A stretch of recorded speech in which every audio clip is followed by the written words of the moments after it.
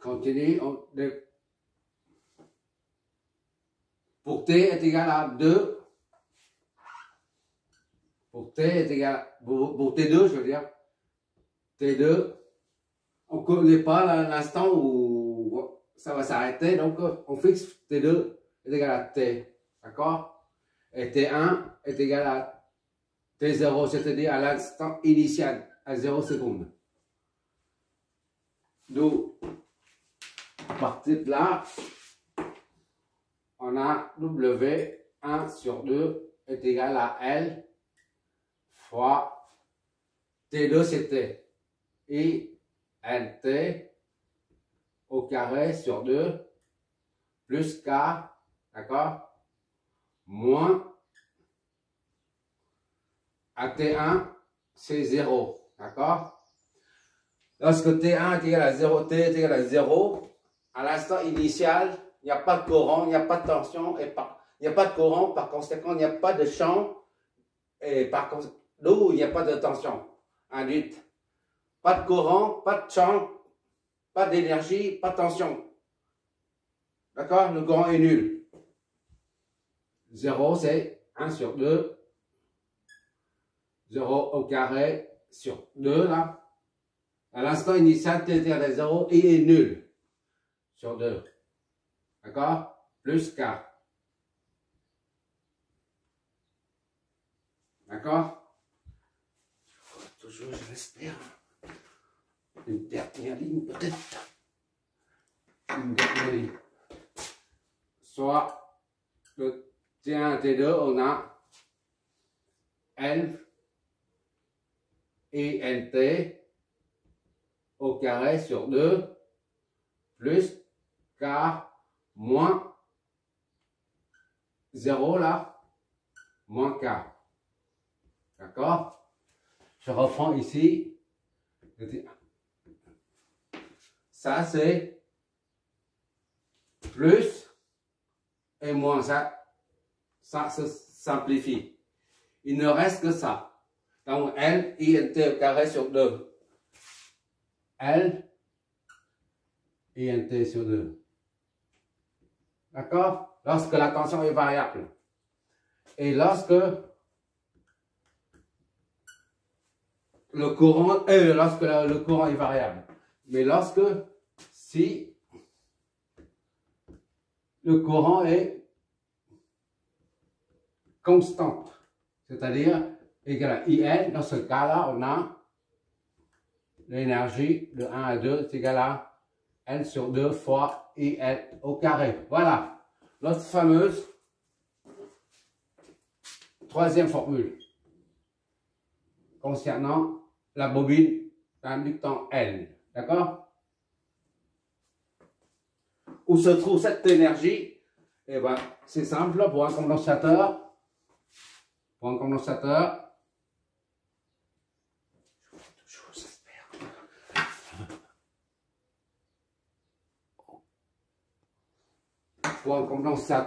le courant I arrive ici, là. I c'était la tension aux bornes, V c'était, et ça c'est le champ électrique. L'énergie est stockée dans le champ électrique. Champ électrique.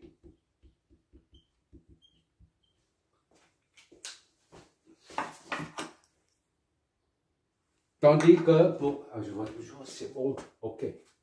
Tandis que pour une bobine d'inductance L, j'ai un problème de lumière. Le courant INT,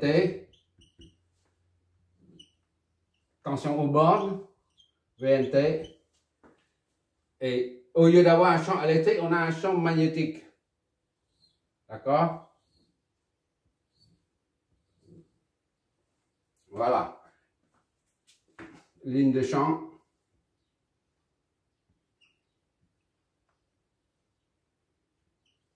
Ça, les flèches qui désignent, les flèches, ça n'existe pas dans la nature, comme une différence de potentiel.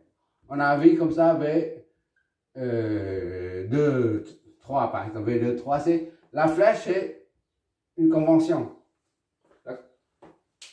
Ce qu'on imagine, ça n'existe pas. La flèche dans la nature, ça n'existe pas. De même qu'ici, pour un champ magnétique comme un champ électrique. Le champ électrique, on met les flèches pour visualiser le champ, c'est tout.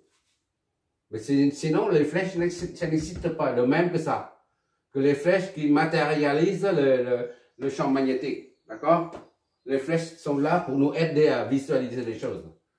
Bon, je reprends pour le condensateur, l'énergie est stockée dans le champ, au sein du champ électrique. Tandis que pour une bobine d'inductance L,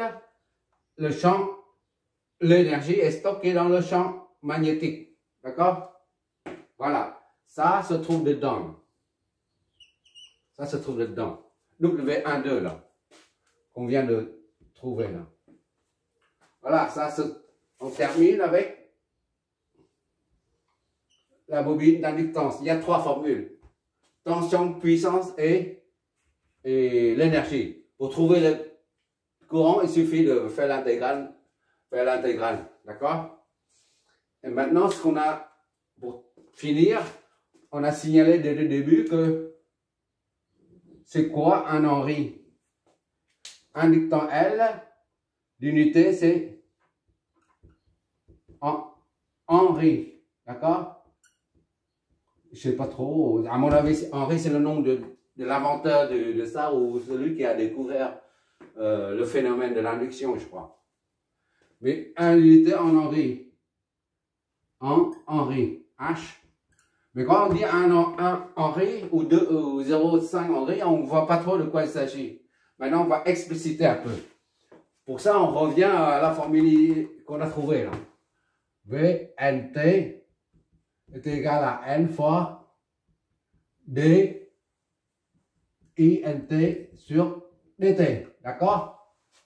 Au lieu de mettre, de traîner partout la variable T. D'accord? On va enlever.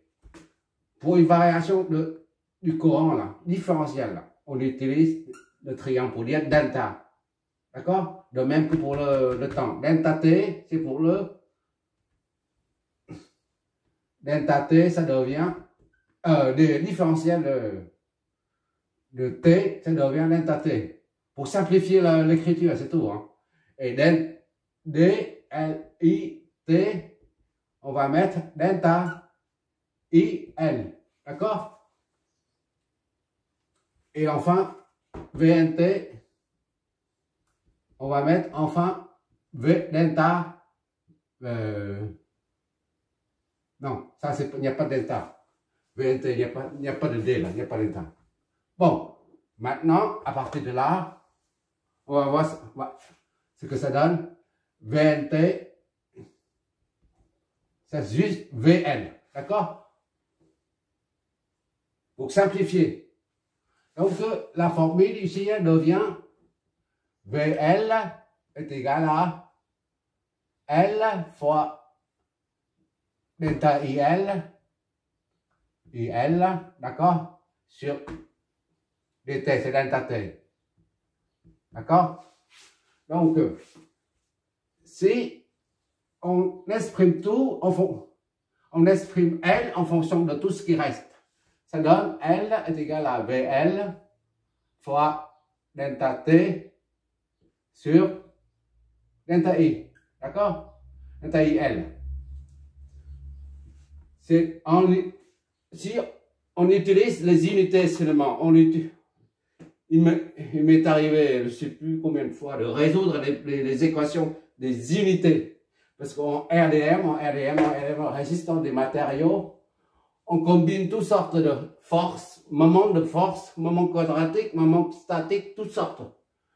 Et à la fin, on trouve une solution. Mais pour savoir si la solution est bonne ou pas, et logique ou pas, on pose les équations d'unité, des unités. Il faut que ça soit logique. Là, on a VL qui est en vol, d'accord? Et ça, c'est en seconde, T, en seconde. Et ça, le courant, c'est en ampères, d'accord? Autrement dit, on a des volts L, c'est des volts secondes par ampère. Qu'est-ce que ça signifie en fait? Ça signifie que si, par exemple, si on prend A est égal à 0, c'est-à-dire il n'y a pas de courant, l'intensité là, il n'y a pas d'intensité, il n'y a pas de courant. Et par conséquent, on a N est égal à V multiplié par S sur 0. Indéfini. C'est impossible. Division par 0, c'est impossible. Autrement dit, s'il n'y a pas de courant, il n'y a pas d'expansion il n'y a pas de champ magnétique et pas de tension aux bornes. D'accord? Ça signifie aussi que c'est impossible d'avoir l'inductance s'il n'y a pas de courant.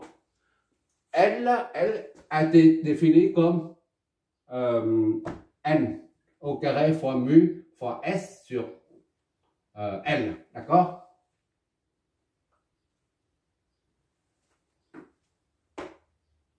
Là, ça n'existe que s'il y a un courant qui passe. S'il n'y a pas de courant, alors là, elle n'existe plus. La preuve, 0 ici, elle n'existe plus. Bon, ça, c'est terminé pour le développement des formules. On va faire un premier exercice le plus simple possible concernant, voilà, un courant I et la tension aux bornes, VL, T et ILT. On fait ça en appliquant cette formule-là et on verra comment le courant et la tension varient. Tous les deux varient en même temps, mais dans quelle proportion? D'accord? Et c'est grâce à cette formule, on comprendra certainement mieux le phénomène de l'induction.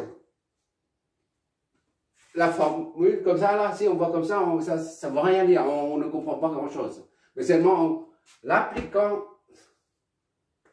en utilisant, en faisant plusieurs exercices, et on verra que on comprendra mieux le phénomène de l'induction. La tension induite et le courant, tout ça. Merci d'avoir regardé.